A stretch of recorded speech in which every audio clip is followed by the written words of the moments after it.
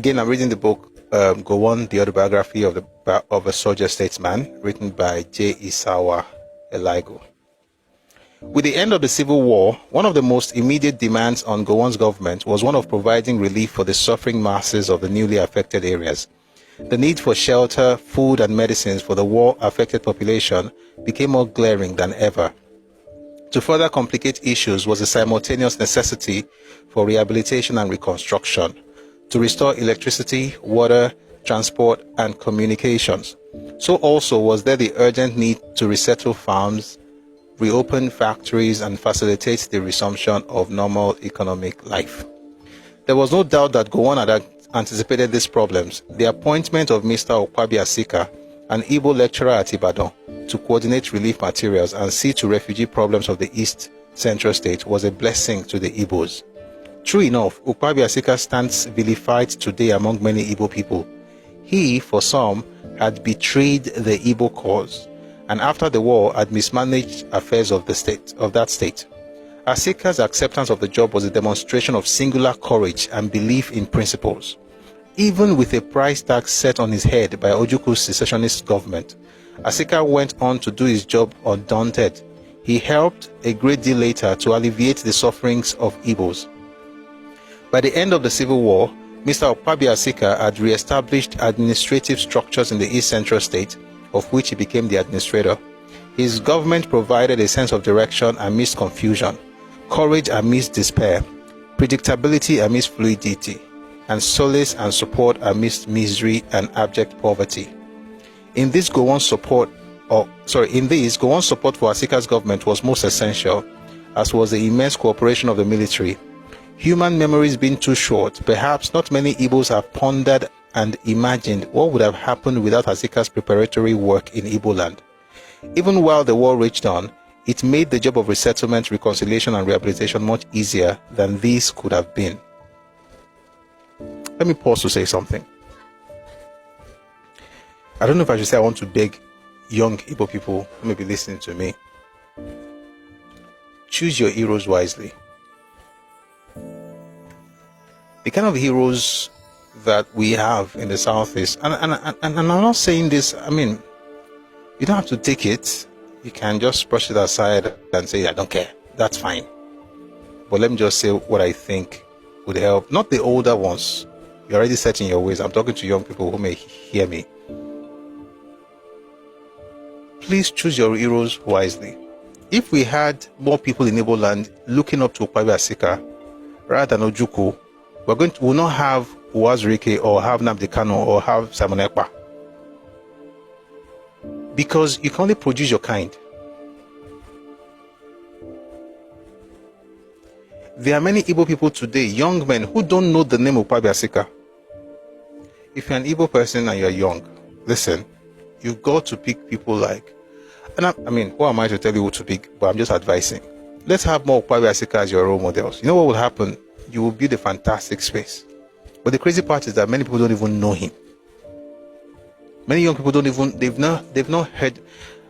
Maybe I'll have a session on him, maybe, but if there's still time today, I'll find a way to read Enough is Enough. That speech was powerful. All I'm saying is, we've got to make the right people popular. Right? So if you have more of them, you are thinking of development, growth, reconciliation. But if you're looking up to somebody like Ojuku, and I'm not saying you should not be, whatever you want to do with him, I mean, it's okay. But the point is, if that's your soul, like that's your idea of heroism, then you cannot blame young people for wanting to become Simon Ekpa, you know, or the other people like Nnamdi Kanu. Let me tell you something. The more you understand this thing, the more you are even reluctant to blame them, Simon Ekpa and Nnamdi Kanu. Why? You become what you see. This is what they've always seen. These are the people that have always been celebrated in the society, in that community. These are the people that are propped up to be great.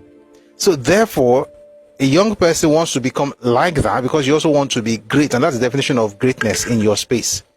But if you have more people like Okwabi Asika seen as heroes, rather than looking on them as traders. Then you have people who want to become like them and, integrate into Nigeria and do well and stop bickering and crying and saying I'm a victim. But again, just an advice. If you like, hopefully you take it. Let's go back.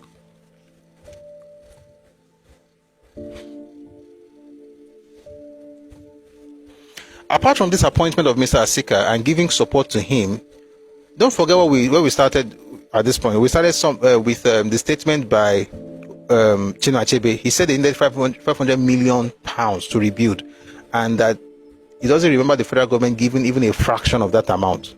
So remember that, because we're going to get to the money part. Now, small go take them. Okay? Again, we're discussing how the federal government rebuilt Iboland. Let's go on. Apart from this appointment of Mr. Asika and giving support to him, Gowon also authorized the establishment of Abandoned Properties Committee. Let me take it again. Gowon also authorized the establishment of Abandoned Properties Committees in all states to administer and collect rents on all properties belonging to Igbos who had abandoned such properties during the 1966 to 1970 crisis. Many Igbos returned after the war to huge sums of money, which helped to resettle them. In some cases, there were problems of restoration of properties. The Rivers State case vividly demonstrated the residual legacies of pre-war. I'm going to read this slowly.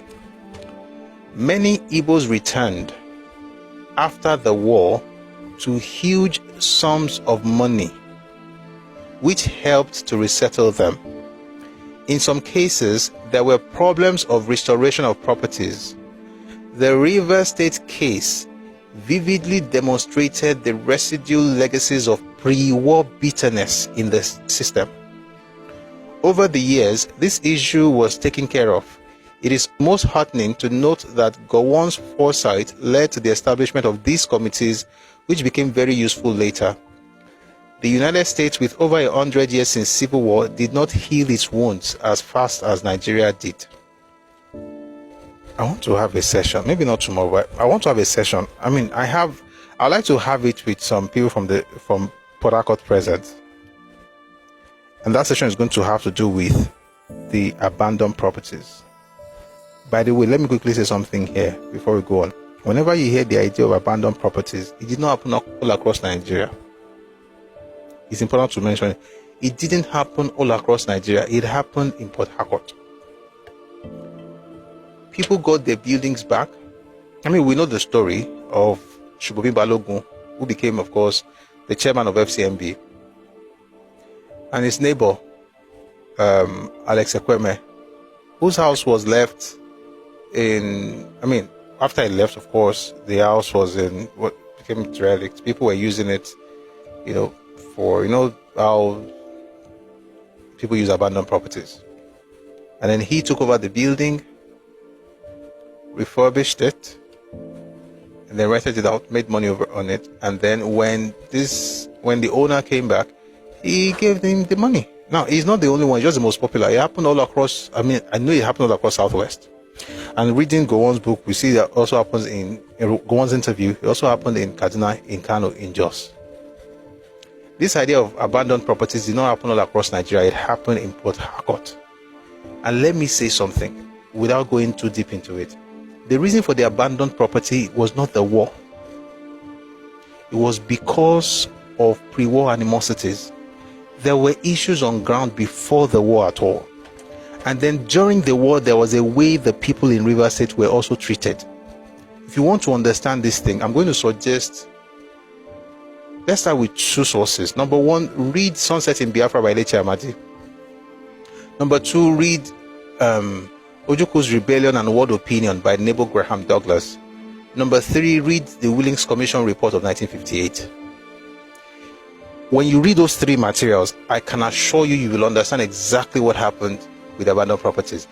And I'm not saying it's okay that they took over those buildings, but if you understand why they took over the buildings, maybe you're going to change your mind about it. Maybe you will not say take over it, but you're like, okay, at least I understand. A lot of things happened before the war, but that's another matter altogether. But generally speaking, all across Nigeria, Igbos got their buildings back. And it's important to mention it because people go around the place saying, nobody abandoned any property in I don't say they abandoned property in Yoruba land, by the way. Everybody got their buildings back. The ones who had houses before the war. So we see number one, abandoned properties. We're still going back. We're still going to the money. So we're starting with abandoned properties. People got their houses back. The only real issue was in River State, and that was because, as it's written here, the River State case vividly demonstrated the residual legacies of pre-war bitterness in the system.